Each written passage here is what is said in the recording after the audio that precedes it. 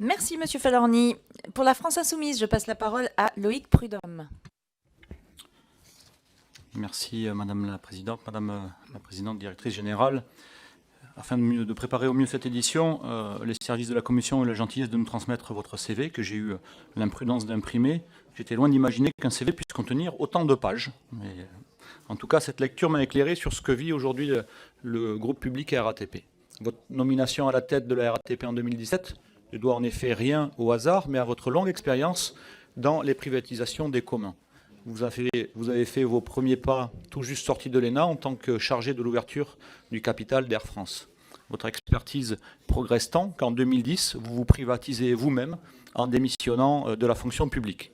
Mais heureusement, l'État peu rancunier vous propulse administratrice du groupe Engie, où vous pantouflez, mais sans rester les deux pieds dans le même sabot, puisque vous présidez en même temps une société de conseil. Nous sommes donc réunis ici pour faire le point sur votre œuvre et décider si elle mérite d'être perpétuée, l'ouverture à la concurrence et in fine la privatisation de la RATP. Celle-ci se fera progressivement jusqu'à une libéralisation totale en 2039. Le principe est simple, tandis que l'État finance l'entretien du réseau de transport, les opérateurs privés se partageront les lignes les plus rentables.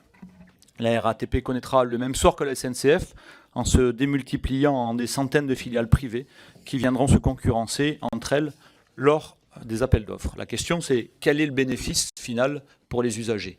Dans votre document de présentation, l'un de vos objectifs est de rebâtir une relation réinventée avec nos clients qui doivent être en permanence au cœur des préoccupations de l'entreprise, dites-vous.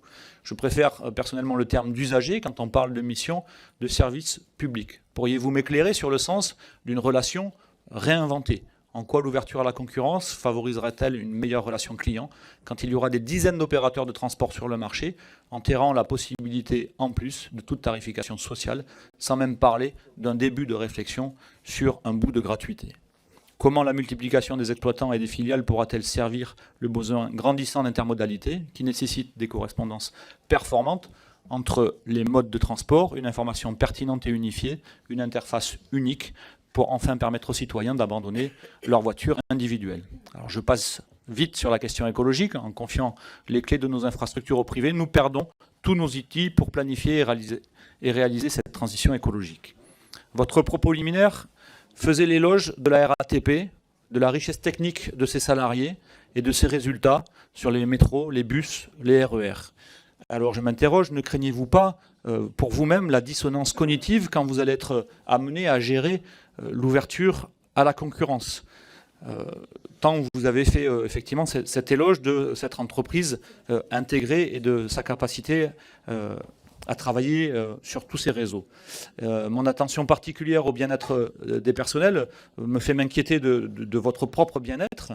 Comment allez-vous vivre ce nouveau poste qui, de PDG, finalement va vous rétrograder en tant que chef de rayon de la braderie de ce service public? Moi, je vous remercie.